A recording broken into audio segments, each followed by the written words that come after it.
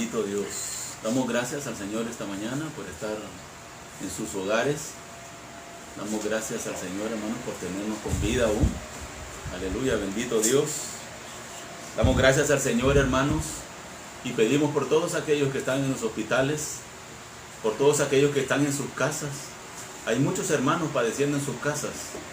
En el nombre de Jesús, esta mañana, Señor, levantamos una oración, Padre, de sanidad, oh Dios, en el nombre de Jesús, sobre aquellos siervos y siervas, Señor, que están con síntomas, en el nombre de Jesús. En el nombre de Jesús, aleluya. Dice tu palabra que tú eres mi amparo y mi fortaleza y mi pronto auxilio en las tribulaciones, Señor, aleluya. En este tiempo de tribulación, tú eres nuestro amparo y fortaleza en el nombre de Jesús. Y amparo, Señor, es que ante ti me cobijo, que tú eres mi sombra, Señor, en el sol, y que tú eres, Señor, mi calor cuando hay frío, Señor, en el nombre de Jesús. Padre, dice tu palabra que tú eres luz. Dice que tú eres lámpara a mi pies, a mi caminar. Hoy, Señor, ilumina el sendero, ilumina, Señor, el caminar de tu pueblo en el nombre de Jesús. Señor, en Honduras, los cristianos, la iglesia, Señor, que te espera a ti, Señor, que tú moras en nuestros corazones, Señor, no está confiando, Señor, en nadie más que en ti, Jesús, aleluya. Ponemos nuestra confianza, Señor, y decimos esta mañana, Señor, a nombre de todos aquellos que sufren, de aquellos, Señor, que están sufriendo, de aquellos, Señor, aleluya, que están con temor y con miedo, Señor, en sus casas o donde quiera que estén, oh Dios, que esta señal, Señor, está llegando, Señor, en el nombre de Jesús. Enviamos una palabra de aliento y le decimos hoy, el Señor tiene una palabra para usted. Viva y nueva, aleluya, bendito Dios. ¿Cuántos hay aquí y a nuestro alrededor? ¿Y cuántos hay ahí, hombres y mujeres de Dios? Aleluya, bendito Dios, que han estado esperando, aleluya, un momento. Siempre que leo alguna historia o que leo algunas vidas de muchos hombres de Dios, siempre veo que siempre pasó algo en la vida de los hombres de Dios. Siempre algo marcó, hubo un momento, un tiempo. Y la mayor parte de los hombres de Dios escriben, narran, como Pablo. Pablo narró el momento en el cual su vida cambió, en el camino a Damasco. Y muchos hombres de Dios, después, en los siglos siguientes, Dios marcó sus vidas y hubo momentos especiales. Y hoy vamos a hablar de una persona que tampoco fue su excepción. El Señor Jesús marcó su vida. Hubo un hombre que nació en Canadá, en la ciudad de Ontario. Su nombre y su apellido eran John G. Lake. Usted puede buscarlos, ahí están en el internet, hermanos. John G. Lake, usted puede leerlo o buscar información sobre él. Hoy voy a hablar, hermanos, de una introducción de este hombre, hermanos. Este hombre, hermanos, vino a Cristo a una corta edad. Y dice que, la historia dice que pocos evangelistas como John G. Lake comprobaron sus sanidades. Oiga bien lo que le estoy diciendo, ¿verdad? Dice que pocos evangelistas comprobaron sus milagros por los cuales Jesús utilizó a este hombre para hacer milagros y sanidades en la vida de muchas personas. Dice que nació en Canadá un 18 de marzo de 1870, el siglo antepasado. Aleluya. Dice que era miembro de una familia de 16 hermanos. Con su papá y su mamá eran ¿cuántos? 18 hermanos. O sea que él tenía 15 hermanos más aparte de él. Y dice, hermanos, que una corta edad, antes de llegar a los 15 o 16 años, 4 de sus hermanos murieron por enfermedades. Oiga bien. Y él no era la excepción. Él padeció de dolor de huesos, ¿verdad? Él padeció, hermanos, de diferentes enfermedades en su cuerpo. Y dice que su vida, en sus memorias, dice que su vida estaba marcada por hospitales, por enfermeras, ¿verdad? Por lápidas, por llantos, porque a cuántos funerales. Dice que muchos familiares de él cercanos, antes de llegar a los 16 años, murieron.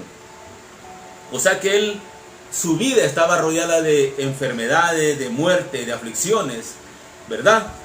Y como decíamos, hermanos, en su adolescencia presenció la muerte de muchos familiares cercanos a él. Dice que a los 16 años entregó su vida a Jesús. Él sufría de un dolor de huesos, que hoy en día creo que le llamamos reumatismo o algo así parecido, a corta edad. Pero dice que él fue sanado en una campaña de sanidad. Y eso fue una de las cosas que marcó su vida. Una tarde oscura, dice, lloviznando, llegó a un árbol muy grande cerca de su casa. Y dice que sintió deseo de hincarse, de arrodillarse bajo de ese árbol muy grande que estaba ahí. Y dice que él ya tenía a Cristo en su corazón. Miren lo que vamos a remarcar hoy, un versículo que tiene la palabra de Dios. Y dice que a esa corta edad, pequeño él aún, todavía joven, dice que se arrodilló abajo de ese árbol. Y esa tarde lluviosa, dice John G. Lake en sus notas, que él fue lleno del Espíritu Santo.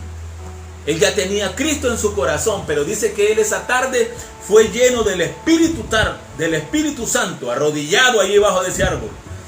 Dice que en 1891 el Señor abrió una escuela para que él estudiara teología, porque cuando el Espíritu Santo llenó su vida, el deseo ferviente de él era llevar el evangelio a otros. Y le quiero decir algo, este hombre era un hombre que se caracterizó por ser un hombre pentecostés. El fuego del Espíritu Santo estaba en él. Y dice que había una particularidad en sus oraciones. Dice que en sus oraciones él se comunicaba en lenguas angelicales con su Dios, ¿verdad? Dice que su esposa también era una mujer intercesora. Pero ¿qué pasó? Dice que en 1898, unos años después, su esposa dice que fue desahuciada por una enfermedad terminal ahí en Estados Unidos, porque él se vino a vivir a Estados Unidos. Dice que en 1908, oiga bien, años después, él quería viajar a África. Él quería conocer ese continente y llevar el evangelio. Pues en 1908 dice que viajó a Johannesburgo. Para los que no saben, Johannesburgo es la capital del país que está en la mera punta sur de Sudáfrica, que así se llama, que se llama Sudáfrica, en la punta del continente. Ahí hay un cabo, ahí es lo último. Pues él viajó a esa ciudad, dice, y dice que Dios, como viajó John G. Lake ahí a esos lugares, dice que Dios tocó el corazón de muchas personas. Y no solo tocó el corazón, sino que también tocó sus bolsillos. Y dice que ellos ofrendaron para que él hiciera un viaje hacia ese lugar. Dice que el 22 de diciembre de 1908, su esposa falleció por desnutrición. Oiga bien. ¿Por qué cree que su esposa falleció por desnutrición? Porque viviendo en Johannesburgo, se difundió en toda la ciudad donde él vivía que él oraba por los enfermos y que los enfermos eran sanados. Y cuenta la historia que muchos nativos, llegaban a su casa y esperaban por días en el jardín y alrededor de su casa, durmiendo afuera. La historia lo escribió. Y dice que muchos nativos, para los que no saben, Sudáfrica es un país que está en África y que hay muchos blancos viviendo ahí, pero también hay muchos africanos, muchos morenos o negros, pues, viviendo ahí. Y la historia cuenta que muchos de esos llegaban a la casa de John G. Lake y él no se encontraba ahí porque andaba en una campaña, porque andaba predicando en algún otro lugar, y dice que los nativos o la gente de ahí se dormía en el jardín esperándole por días enteros. Entonces, ¿qué cree que hacía la esposa de él? La esposa de él dice que su comida ella la hacía y le daba de comer a las personas que estaban a su alrededor. Y debido a que él no sobraba comida para ella, en muchas ocasiones adquirió desnutrición. Es un poco triste la historia de esta esposa, ¿verdad? Pero dice que estas personas esperaban en el jardín y en la calle alrededor de la casa de esta familia por sanidad. Oiga bien, qué grandioso. Dice que en 1909 regresó a Estados Unidos porque él quería recoger y llevar muchos suministros hacia Sudáfrica. Cuando regresó, dice, a Sudáfrica de nuevo, había una gran pandemia, había una gran mortandad en este país. ¿Por qué? Porque la peste negra estaba atacando esta nación. Y cuenta la historia, dice, que John se hizo de un amigo, se juntaron con un amigo, era un misionero holandés que ya estaba ahí en Sudáfrica. Y dice que ellos vieron a su alrededor en todas las ciudades de Johannesburgo que nadie enterraba a los muertos. ¿Será que nos está pasando igual que a nosotros? Dice que nadie enterraba a los muertos por miedo a tocarlos. Estamos hablando de principios del siglo pasado. Dice que en 1909 ellos llegaron a esta ciudad y de nuevo regresó él de nuevo. Y dice que la peste negra atacaba a Sudáfrica y los hospitales estaban a reventar. Y nadie quería tocar a los muertos. ¿Será que estamos viviendo nosotros tiempos como ese? Pero dice que John G. Lake y su amigo, el ministro, el evangelista holandés, se dieron la tarea de enterrar a los muertos en Sudáfrica, ahí en Johannesburgo. Y dice que se pusieron a enterrar a los muertos. Y dice que estos hombres entraban a las casas y llevaban provisiones a los enfermos y oraban por ellos y llevaban la palabra, esperanza, vida. Llevaban el evangelio a las casas de los enfermos. Nadie quería entrar. Dice que solo estos dos hombres entraron todo este año. Hubo un doctor en un hospital que escuchó hablar de este hombre John G. Lake y de su amigo que enterraban a los muertos, que llegaban y llevaban palabra a las casas y a los hogares de los que aún estaban enfermos de la peste negra. Y dice que este doctor se interesó y los mandó a llamar. Y platicando allí en la plática con John G. Lake, le dijo: ¿por qué usted y su amigo no se contagian de la peste negra? Y quiero llegar ahí, hermano, al nudo. Dice, este doctor, dice, le dijo: ¿por qué ustedes se entierran? ¿Por qué ustedes van a las casas de los enfermos y no se contagian? Dice que el médico John G. Lake le dijo al médico del hospital que trajera residuos de saliva de un enfermo. No es fácil. Esto lo registra la historia. Dice que le dijo al médico que trajera residuos de saliva de un enfermo de la peste negra y que la pusiera en su mano y que con un microscopio miraran y vieran qué pasaba. Y dice que este médico puso saliva, fueron a traer, dice, espuma aún de los médicos, de los que estaban muriendo. Y dice que la pusieron en su mano y bajo un microscopio miraron que las bacterias y los virus en la palma de la mano, en la piel de John G. Lake, morían. Esto, hermanos, asustó a todos los médicos de Johannesburgo. Y cuando le contestaron: ¿por qué usted y su amigo? ¿Qué está pasando en la vida de ustedes? John G. Lake contestó, y me encanta esta respuesta que él dijo: la ley del Espíritu de vida de Jesús, de Jesucristo, mora en nosotros. Y por eso los virus, las bacterias se mueren al hacer contacto con nosotros. Le pidió al médico, dice, que trajeran de las personas infectadas. Y dice que bajo el microscopio los gérmenes que estaban en la espuma, ahí en la saliva, morían. Las bacterias se morían. Aquello, dice, que deslumbró a toda la sociedad de los médicos. la cual de aquel lugar dice, no había explicación científica. No había explicación científica por la cual aquellos misioneros no eran contagiados, no morían, porque las bacterias al tocar sus vidas en su piel, morían. Es inexplicable, hermano. Y usted puede decir en este momento ahí, no puede ser, eso no puede ser. Yo le digo, como dijo Josué aquí, al que cree, todo le es posible.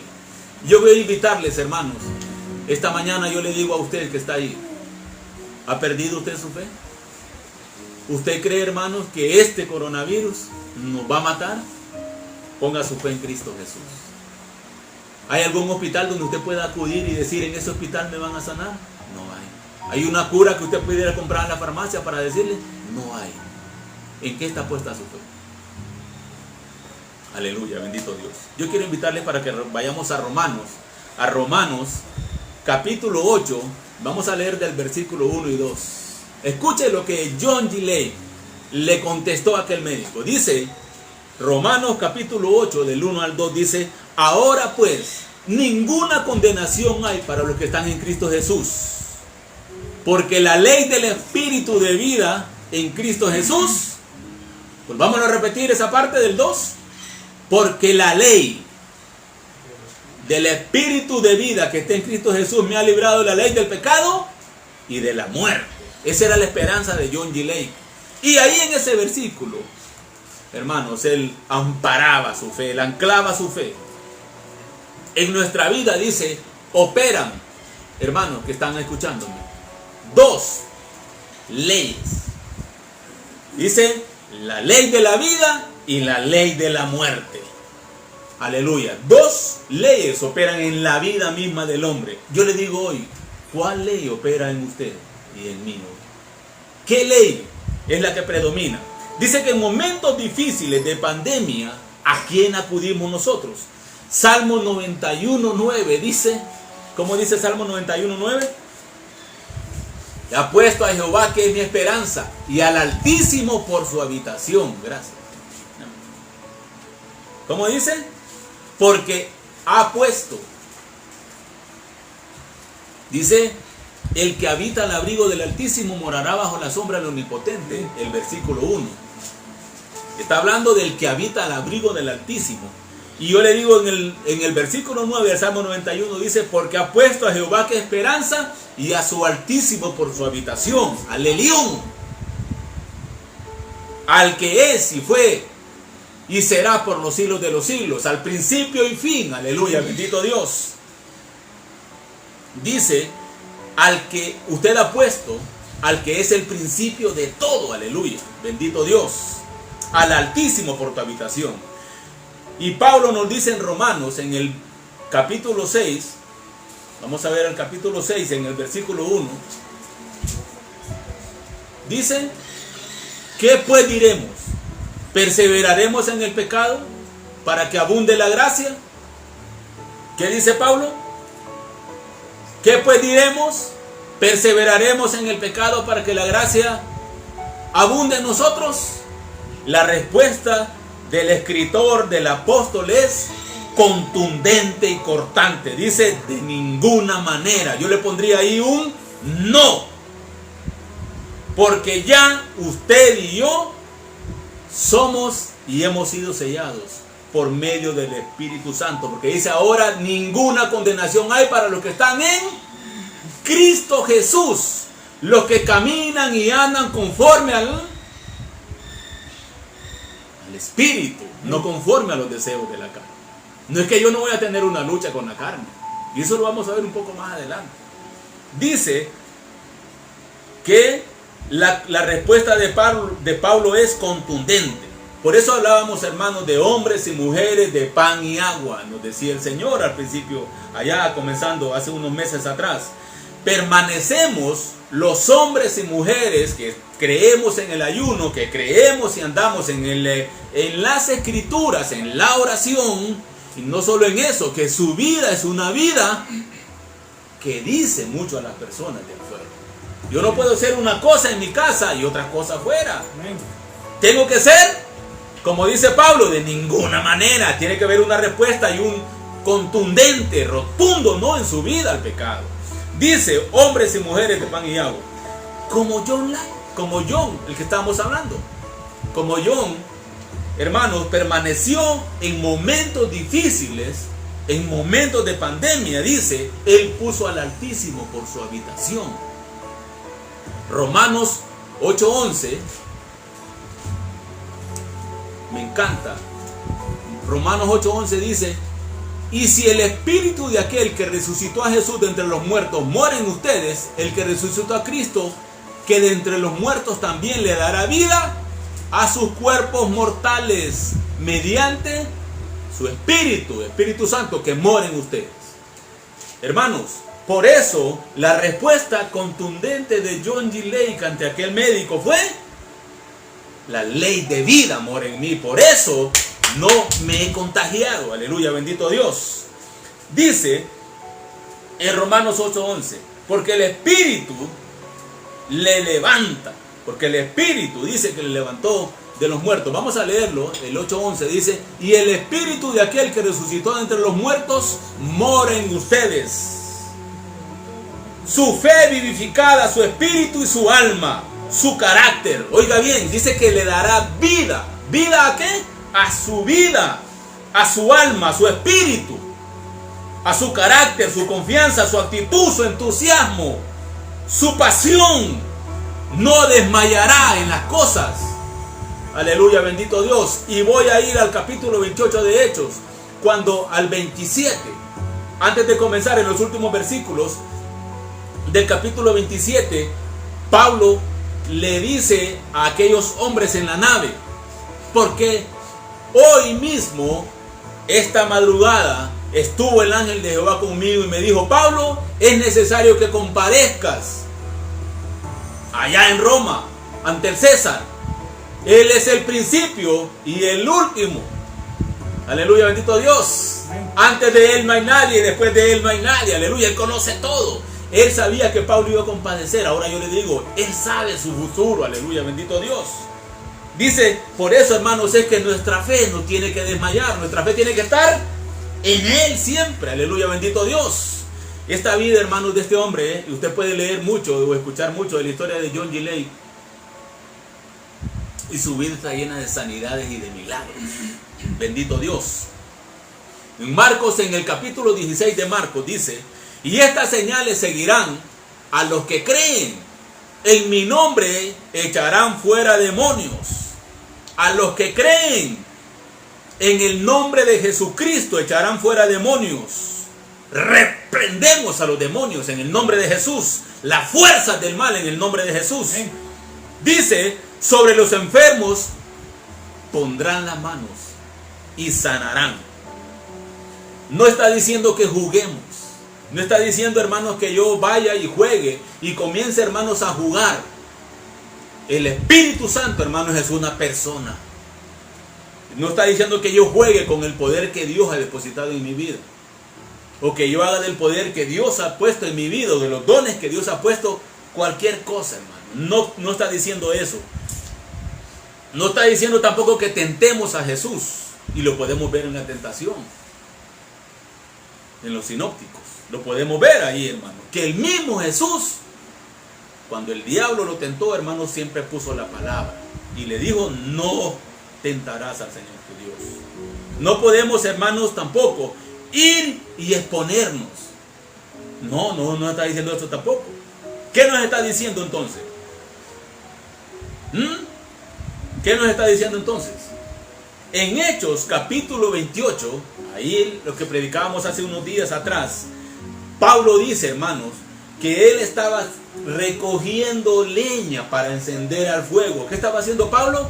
Estaba haciendo algo edificante. Estaba haciendo, hermanos, estaba, en otras palabras, trabajando. Y dice que accidentalmente lo mordió la serpiente.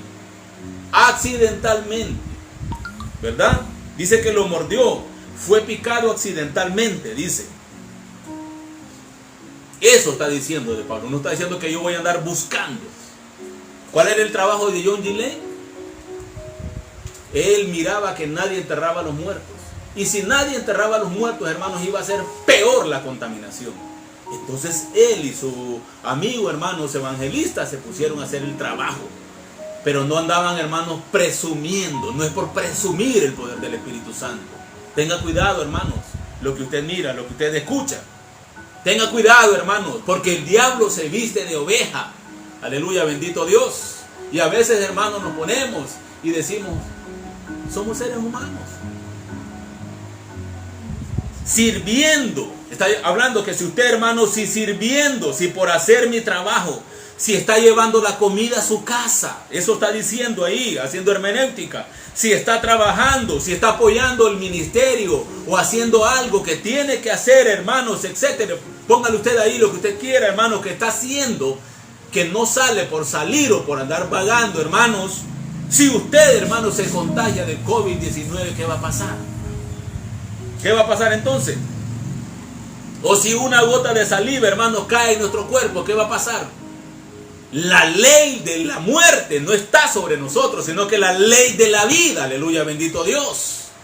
Y si nos da esa enfermedad, hermanos, aleluya, Él nos librará. ¿Cómo le dijo el ángel de Jehová, el mismo Jesucristo a Pablo? No te preocupes, Pablo, nadie perecerá. Capítulo 28 de Hechos. Nadie perecerá, Pablo. De esta barca te los he entregado todos estos hombres en tus manos. Nadie perecerá. Y es necesario que llegues a Roma. Es necesario que cumplas el propósito por el cual te he llamado. ¿Y qué hizo Pablo en Roma? Pues escribió muchas cartas de las que hoy, hermanos, tenemos en nuestras manos. Ahí, ¿a dónde? En la cárcel. Ahí las escribió. Esperando. Escribió, es necesario. Ahora yo le digo a usted hoy, ¿qué es lo que Dios le ha mandado a hacer a usted? ¿Está usted en el camino de Dios? ¿Por qué tenemos temor entonces? Dice que si algo toca nuestra morada o nuestro cuerpo, se convertirá en vida, se transformará, convertirá aquella bacteria en vida o simplemente morirá en nuestro cuerpo. Aleluya, bendito Dios. ¿Por qué le digo esto? Y voy a hacer un paréntesis. En Juan capítulo 11 nos habla de la vida de Lázaro.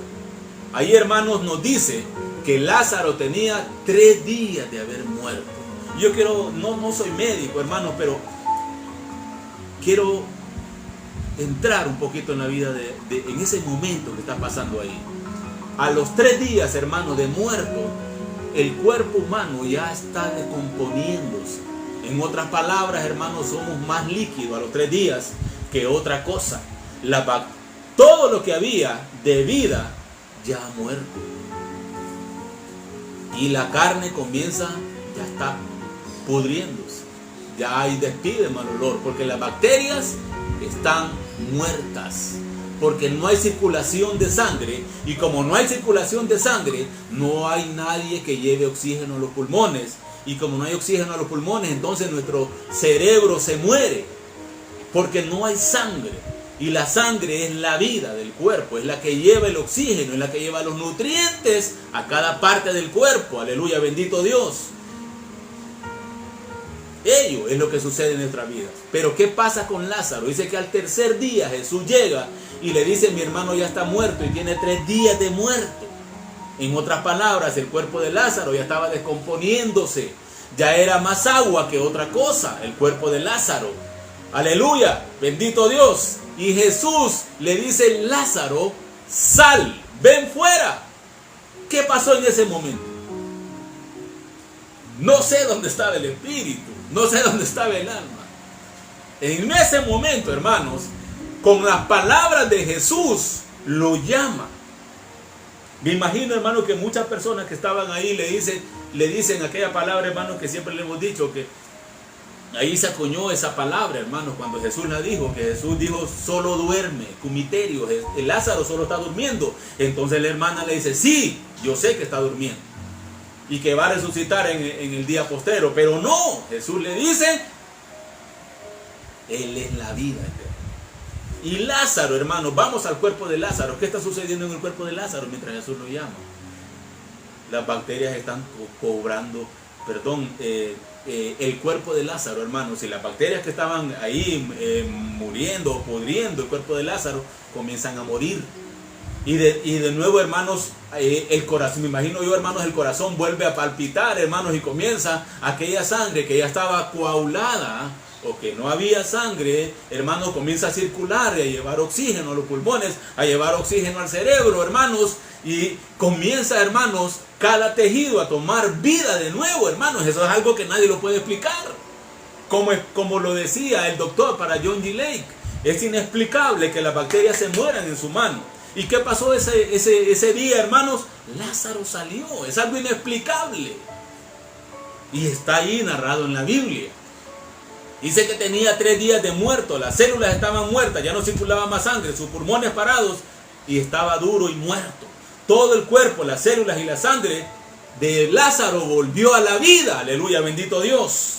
Este mismo poder, decía John G. Lake, mora en mi vida. Este mismo poder, decía Pablo, mora en mí, el espíritu de vida. ¿Cómo es esto, pastor? Pues yo le voy a decir una cosa. En Romanos 6:4, vámonos ahí mismo a Romanos 6:4. Pues por el bautismo fuimos sepultados juntamente con él en la muerte. ¿Para qué? Así como Cristo fue resucitado entre los muertos por la gloria del Padre, así también nosotros andemos en vida nueva. ¿Cuándo actúa así? El poder de vida en nosotros, cuando usted da su vida a Cristo Jesús, y su vida es una nueva vida. O sea, en otras palabras, que ya no reine pues el pecado en su cuerpo mortal, de modo que obedezcamos a los malos deseos. En otras palabras, hermanos, no presentéis vuestros cuerpos al pecado. Esa es la diferencia. ¿No vamos a ser tentados? Sí, vienen tentaciones. Pero yo no presento mi cuerpo al pecado. Y esa es la diferencia, hermanos. Esa es la diferencia de vida. El pecado, la desobediencia, afecta la vida, los sentidos, trae miedo y temor a nuestras vidas. Trae miedo y temor a nuestras vidas.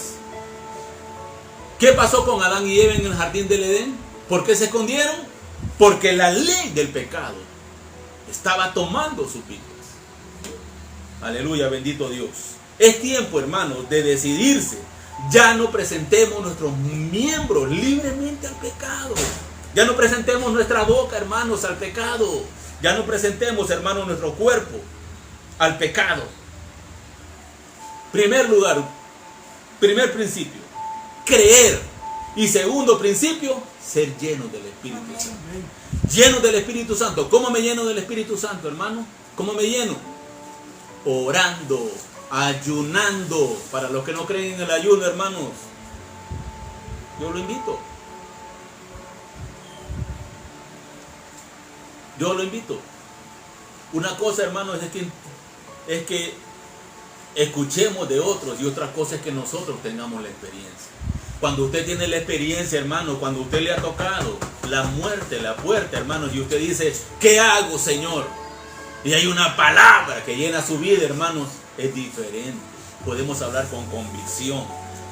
Creer. Primera de Corintios, capítulo 14 y el versículo 4. Dice que el que habla en lenguas, hermanos, se edifica a sí mismo. No todos los cristianos vamos a hablar en lenguas. Yo estoy claro con eso. Porque dice que el Espíritu Santo nos llena de diferentes dones, de diferentes moveres. Pero dice, hermanos, que el hablar en lenguas edifica a mí mismo. Habrá algo que el Espíritu Santo habla, hermanos, en lenguas angelicales.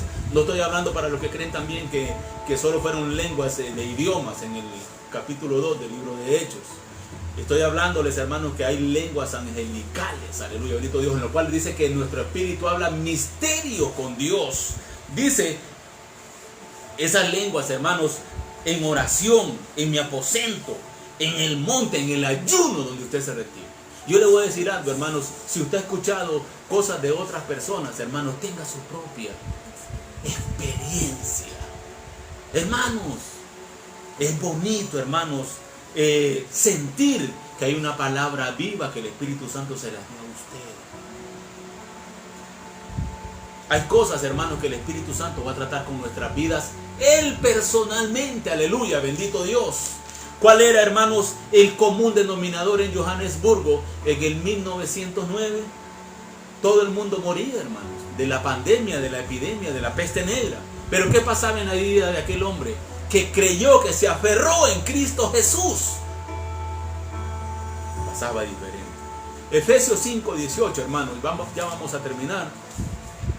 Para los que tienen ahí Biblia, pueden buscar Efesios 5:18. Dice: sed llenos del Espíritu Santo, hablando con himnos, salmos, canciones espirituales, cantando y alabando a nuestro Señor Jesucristo en nuestros corazones,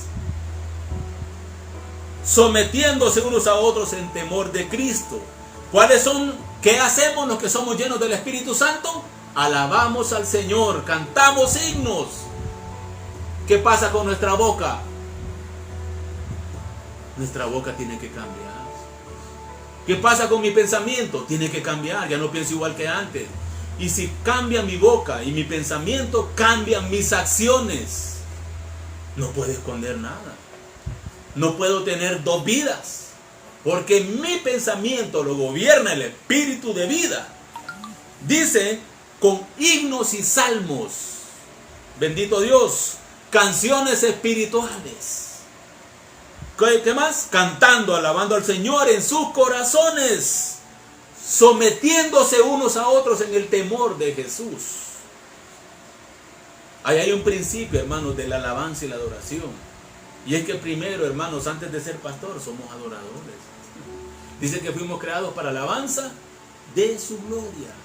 Usted no fue creado, hermanos, para venir a esta tierra y hacer lo que a usted se le dé la gana. O hacer, hermanos, lo que el espíritu de muerte, o lo que, hermanos, el enemigo, el Dios de este mundo, se le parezca a él. Usted fue creado, hermanos, y tiene un propósito. Y yo le digo hoy, hermanos, el Espíritu Santo le dice hoy, tienes un propósito. Pero un propósito espiritual. Usted tiene un propósito de vida en la tierra, hermanos. ¿Cuántos hay hoy en día, hermanos, de hermanos que están ahí mirando, que están, hermanos, en hospitales? Tienen un propósito. Y voy a repetir algo que yo siempre lo digo, hermanos. ¿Cuáles son los lugares más ricos y millonarios? Y a veces creemos que son los bancos, las cajas de cambio, las casas de cambio. ¿Sabe cuáles son los lugares donde hay más riqueza? Los cementerios. Usted va a pararse, hermanos, en un cementerio y va a ver, hermanos, que ahí hay personas que nunca emprendieron nada, que tuvieron grandes sueños y propósitos, pero nunca trabajaron en nada. Que Dios, hermano, lo trajo a esta tierra con grandes talentos, con dones. Nunca hicieron nada. ¿Conoce usted personas como esa? Necesitan el Espíritu de vida. Necesitamos, hermanos, y necesitan obedecer y ser guiados por el Espíritu Santo. Será, hermanos, yo quiero decirles hoy a ustedes, los que están aquí presentes, ¿está seguro que usted esté en el lugar correcto y en la hora correcta? ¿No estamos en el lugar equivocado nosotros? ¿Usted que está ahí? ¿Usted está seguro que está en el lugar correcto? ¿Esta es la hora indicada para usted? ¿Tiene dudas? Recuerde, hermanos, que hay dos leyes. La ley del pecado y muerte y la ley de vida en Cristo Jesús. No hay otra. ¿En cuál está usted hoy? Yo quiero decirle algo, hermano. No podemos vivir, decíamos en uno de los mensajes el viernes, hermanos, con nuestras bocas calladas. Pastor, ¿para qué yo no me puedo mover? Yo entiendo que usted no se puede mover, que no nos podemos mover, hermanos. Yo entiendo, hermano, que no podemos estar en grupos de personas, pero usted está dando testimonio en su casa. Usted está dando testimonio a sus vecinos. Usted está predicando, hermano, por estos medios, por todo lo que involucra, hermanos, un celular. Usted está predicando a Cristo Jesús. La ley de vida, hermanos, está con usted. Y le voy a decir algo. Conozco muchos testimonios de personas ya, hermanos, que han salido del coronavirus, del COVID. Y la gloria se la dan a Cristo Jesús. Y muchos de ellos tengo familiares cercanos, hermano, que no tomaron ni una pastilla. Y que Cristo Jesús los tiene vivos. Familia entera, hermanos. Porque la ley del pecado no mora en ellos, sino que la ley de vida en Cristo Jesús. Yo quiero decirle, si usted tiene dudas de estar en el lugar correcto, en el momento correcto, yo le voy a invitar para que usted ahí donde está, cierre sus ojos y repita conmigo su oración. Señor Jesús, yo quiero que la ley de vida more en mi vida. Hoy creo en esta palabra de Romanos. Dígale al Señor: yo quiero que tú seas el amo y Señor de mi vida. No tengo que tener dos vidas. En el nombre de Jesús, toma mi corazón, Señor Jesús, te lo entrego. Quiero que seas el amo y Señor de mi vida, y que reines y que gobiernes mi vida y que cumplas el propósito. Dígale: cumple el propósito para el cual tú me encomendaste en esta tierra, por el cual tú me mandaste. Usted no solo vino a esta tierra para trabajar, tener un trabajo como las plantas, hermano, nacer, crecer y morir. No, dice que nosotros tenemos vida y vida en abundante. Y la vida, hermanos, la palabra ahí que hay de vida, hermanos, es una palabra, hermanos, que es Zoe, que es una vida espiritual, es una vida eterna, es una vida, hermanos, fructífera en Cristo Jesús. Esa palabra, hermanos, no es una palabra, hermanos, cualquiera. Es una vida, hermanos, abundante. Es una vida, hermanos, no solo es bios, no solo es vivir por vivir, es una vida Zoe. Es una vida, hermanos, eterna, llena. En el nombre de Jesús. Hoy, Señor, oramos en el nombre de Jesús. Por esto, Señor, que hicieron esta oración en el nombre de Jesús. Señor, y yo le pido hoy al Señor, como Pablo, como muchos hombres en la vida, Señor, tuvieron una experiencia y esa experiencia cambió las vidas. Como John G. Lake, Señor, bajo de aquel árbol a la edad de 16 años. Dice que fue lleno del Espíritu y su vida cambió. Así como hemos tenido, Señor, como aquella noche, Señor, tú te presentaste, oh Dios, a mi vida y cambiaste y transformaste mi vida, Señor. Y me diste un propósito, un llamado, Señor, aleluya. Así yo pido, Señor, que haya una experiencia espiritual, que haya un momento, Señor, de cambio en la vida, Señor, de aquellos que están escuchando esta palabra, este mensaje, Señor, aleluya. Que hay un momento, Señor, en el cual podamos decir: hasta aquí hay un pasado, pero ahora hay un futuro, Señor, aleluya. En el cual el espíritu de vida, la ley de vida, mora en mí y gobierna mi vida. En el nombre de Jesús.